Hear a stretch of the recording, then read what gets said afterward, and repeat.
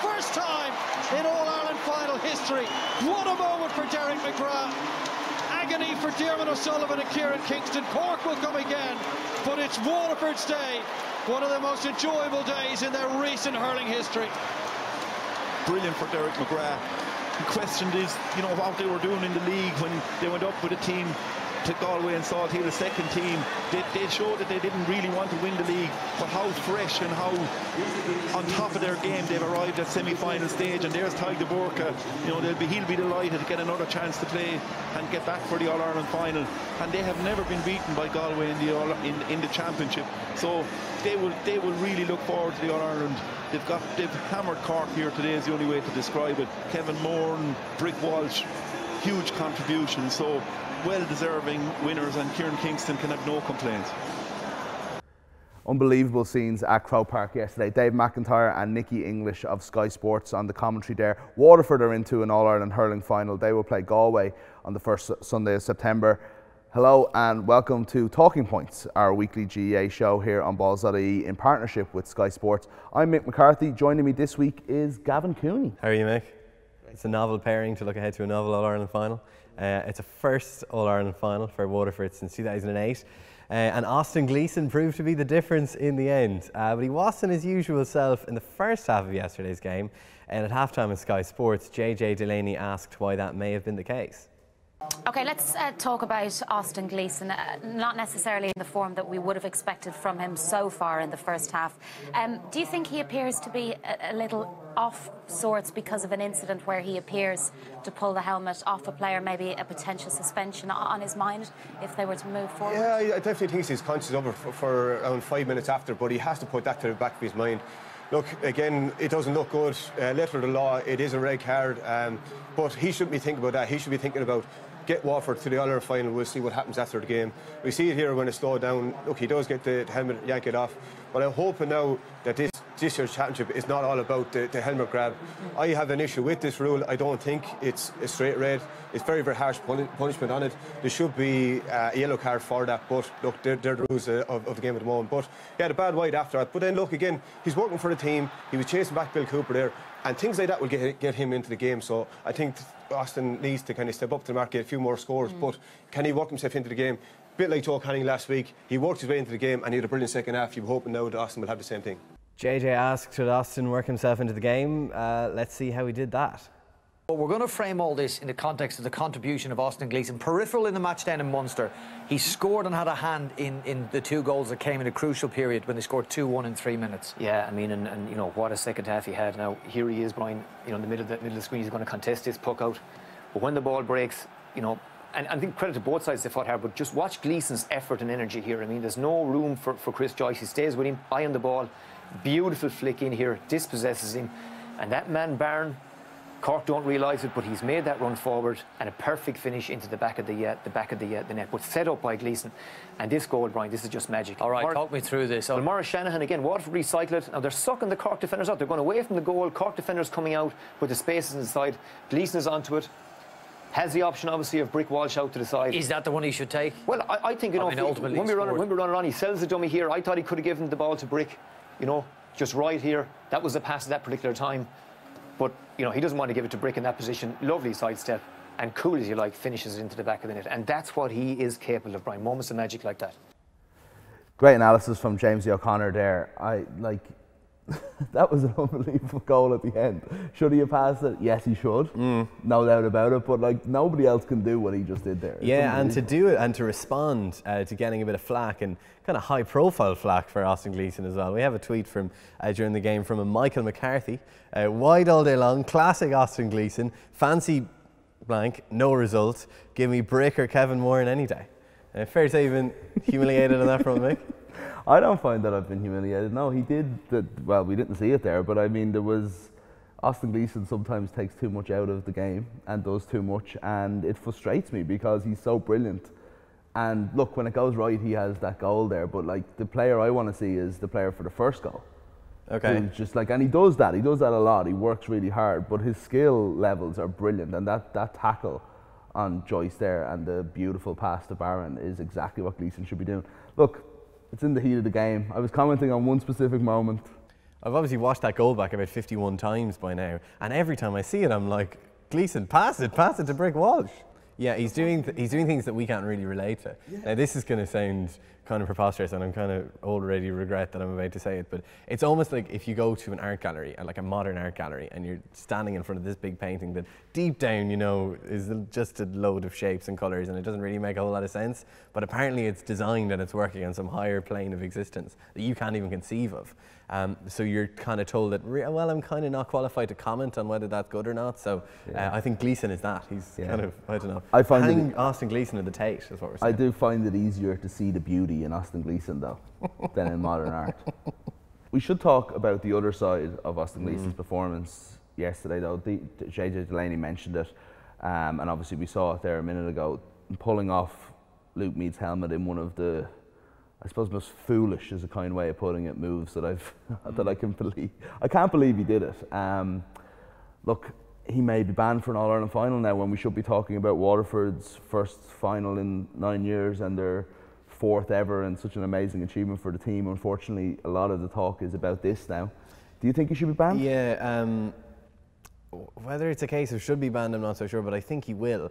Like, there's two things on this. I know that some people are saying, or reviewing the incident saying, look, it wasn't dangerous, it wasn't malicious, so he shouldn't be, but that's not a valid argument, because and I've done some research here. I've pulled up the rule, and it says the rule is behaving in any way which is dangerous to an opponent, including deliberately pulling on or taking hold of a face guard or any part of an opponent's helmet in hurling. So the rule assumes that it's dangerous, so they're not really taking it on the context. Yeah. So then it's a matter of if it goes to the CCCC, and if that happens, the referee has to write in his report that he felt he missed the incident and he didn't deal with it at the time. At that stage, the CCCC have to adjudicate on it, and there's a precedent set with the De Burka ban. So you'd have to say they probably will miss it. Yeah, that referee's report will be pretty eagerly awaited. I really hope he's not banned. I think it would be just so unfair. Yeah. Oh, I hope he doesn't miss it either. Look, anyway, other things did happen in yesterday's game. There was this beautiful sight of two old warriors who can't really leave well enough alone, I would imagine, actually. Dermot O'Sullivan and Dan Shanahan, two selectors and coaches on the Cork and Waterford team, getting a serious telling off by the referee for just like invading the field of play and basically being the 16th man. I've been at Waterford games where I've been on the other side of watching Dan Shanahan, and he is a pain in the arse. But I'd love him if he was on my team, you know. And O'Sullivan started laughing pretty soon after. That's pretty funny. I know Paul Murphy, the Kilkenny hurler, tweeted soon after, actually saying, went to the toilet, and when I came back, The Rock and Big Dan were shouldering, had to check the calendar, thought it was 2003. I can't believe Paul Murphy's gone to the toilet during an All-Ireland semi-final as well. What the hell's going on there? Madness. So Dan and The Rock was one good battle. Another one was at midfield, and it was pretty convincingly won by Waterford. Jamie Barron and Kevin Moran were outstanding. And on Sky after the game, Jamesy O'Connor gave a great insight as to what they bring Waterford across the full game. Jamie Barron is a player you singled out before the game and during the game as having a standout performance, and maybe fitting that he got 2 goals a second. For what Damien said was Donald Connors, a goal-shy team. Yeah, and I suppose, Brian, initially, you know, the game was very much played on Waterford's terms, and, you know, we've here, you know, a simple example of where Cork, you know, earlier in the year, you know, it was a simple pass out, but, you know, the one place this ball can go is down the other end of the field where the sweeper is, and here's Darragh Fives, you know, that's his ball all day long, and when we just run it on, Brian, once you know, Fives with that ball in his hand, just look at the Waterford players. This is their game. They know where they want that ball to go, and that's Jamie Barron, who's got his hand out, and he's going to cover unbelievable ground. Again, Kevin Moore, I think, goes up and plays a lovely ball in over Barron's head. He continues on and makes that run. Now, in this situation, Brian, I mean, look, there are 1, 2, 3, 4 Cork players around him, and there's no way that he should be, you know, he should be doing something from here. But a lovely shimmy here sends half of them the wrong way, and again, he shows the energy, I suppose the stamina, the desire to get in there, and Bill Cooper nudges him into the back, and Waterford won that midfield battle hands down. 2-5, Brian, from play from the middle of the field was a phenomenal contribution from Barron and Kevin Moore.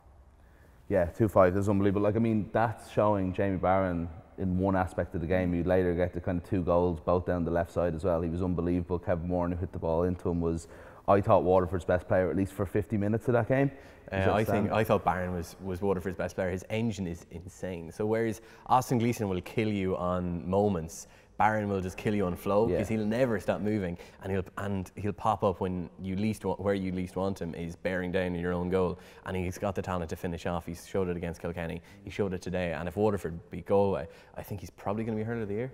Yeah, he's taken such a step as well this year. He's been absolutely brilliant. He beat Kilkenny in extra time on his own. Wasn't he, like, as I said, Moran was fantastic. It was great to see Brick Walsh yesterday roll back the years. He was outstanding in the first half, not just his goal. I thought he was absolutely brilliant. If you look at Dar Fife's taking over the Tyke Burka role, was outstanding, a sweeper. And strangely, I thought probably one of the best performances and probably the most overlooked was Conor Gleeson doing a man-marking job on Conor Lehane. That was outstanding, just kept Lehane on the fringes of the game. All of his chances were pot shots from the sideline. Brilliant game, and then goes and ruins it all by just hitting out at Patrick Horgan. Oh God, and he obviously, he will miss the All-Ireland final, and it's possible to say that he should miss it and also feel so sorry for him. Like, it was an absolute moment of madness, but oh God, he's such a loss. Like, I think he will appeal it, and I think Waterford will appeal it, but I would have a lot less sympathy for it than the Austin Gleeson incident, because this was dealt with at the time. He did lose the head and strike out, and he was sent off, and I don't, there's very little you can do about it. Again, the hurling people who think nothing is a big deal, and think there hasn't been a dirty stroke pulled in a game since the 1980s, don't think that that was a dangerous or dirty incident. And, like, I mean, you would agree it didn't do anybody any harm, but you can't have that kind of ill discipline. But it had Pat Horgan sent off for having the temerity to be hit by a hurl. Yeah, I'm not sure exactly. But if Conor Gleeson does miss out, I mean, Joe Canning's All-Ireland final got slightly more straightforward. And that's why it's such a big deal, because he's going to do a man-marking job on Joe. And if he doesn't, who does? And they won't be as good as Gleeson. Gleeson could be the best man-marker in the country at the moment. A word on Cork. They've had a pretty good season, a great season. How would you judge it? Yeah, like, they won Munster when they came from nowhere. I think that we forgot, because of how dominant and good they were in Munster. That's 3 games and Cork are Cork. So suddenly you're looking at them being the big boys, and you think that, right, if you don't win All-Ireland from here, it's disappointing. But actually, given the way we were talking about them back during the league, you'd be unbelievably happy with what's happened. The funny thing for me was, you build up to the game, like I said, it's Cork versus Waterford. You think Waterford is the underdogs. You think of them as the team who might have to step up their game. But actually Cork, with their 3 19-year-olds and such a young team, you know, that's their first game in Croke Park as seniors. Waterford were actually the team with the experience and the know-how. Yeah, no, and for Cork, I think there'll be learnings on both sides of the line. So whereas the players will advance from that experience as well, I think Kieran Kingston and Diarmuid O'Sullivan will have a lot to think about as well. Because last year things kind of backfired for them in a bit, because they just felt they were playing with a handbrake on, and this summer was all about let the boys hurl, let them play. And Kingston has always said that we won't focus too much on the opposition and we'll worry more about ourselves, and that got them so far. But after Callahan got sent off, they did actually go 2 points in front when Horgan scored that great point from play. Then I thought maybe they could just flood the defence a bit, just kind of sit in for a while and realise that we've got a tiny advantage, but we're also man down here. They didn't. They maybe should have dropped another man back just to fill some of the space that was eventually exploited by Jamie Barron and Austin Gleeson. But there's a pragmatist who isn't quite, you know. We don't have enough sweepers. Not a hurling people. We're saying here. not a hurling person. Anyway, so Cork, I think, will be back. We have Waterford and Galway in an All-Ireland final, which is the first completely novel and brand new pairing, which I think is brilliant for the game.